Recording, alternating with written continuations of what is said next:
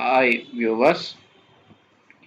ఎన్ఎఫ్సిలో apprentice ఖాళీలు చూడండి. ఇక్కడ 405 పోస్టులకి nuclear fuel complex NFC apprentice పోస్టుల భర్తీకి నోటిఫికేషన్ విడుదల చేసింది.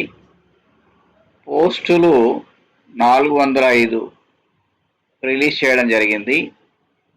చూడండి, పోస్టుల సంఖ్య కనుక తీసుకున్నట్లయితే fitter 126, turner 35, electrician 53, machinist 17, attendant operator chemical plant లేదా chemical plant operator 23, instruments mechanics 19, electronics mechanic 24, laboratory assistant chemical plant 1, motor mechanic vehicle 4, draftman mechanical 3, computer operator and programming assistant 59, diesel mechanic 4, carpenter 5, plumber 5, welder 26, stenographer English 1.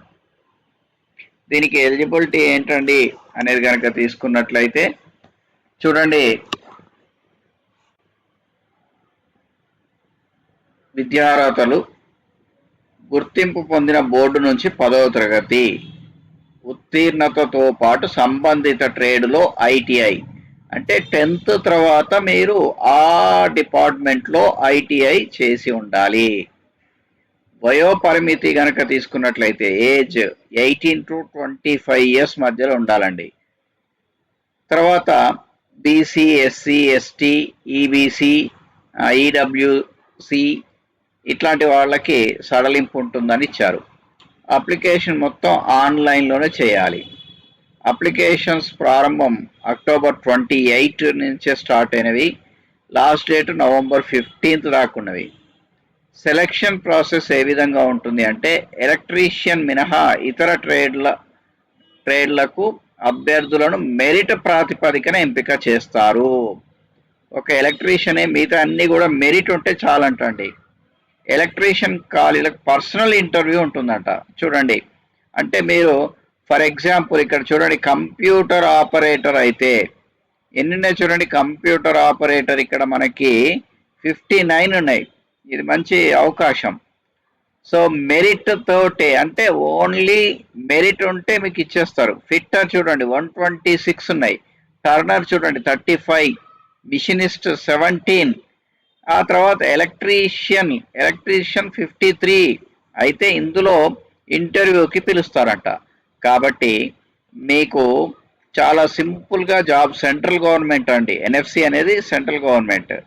మరి పూర్తి వివరాలకు nfc.gov.in చూడమంటున్నారు. ఈ వెబ్సైట్లో మీరు వెళ్తే అన్ని విషయాలు కూడా మీకు లభించే అవకాశాలు ఉంటుంది. కాబట్టి ఈ వీడియో ద్వారా మీరు మంచి సమాచారాన్ని సేకరించారు.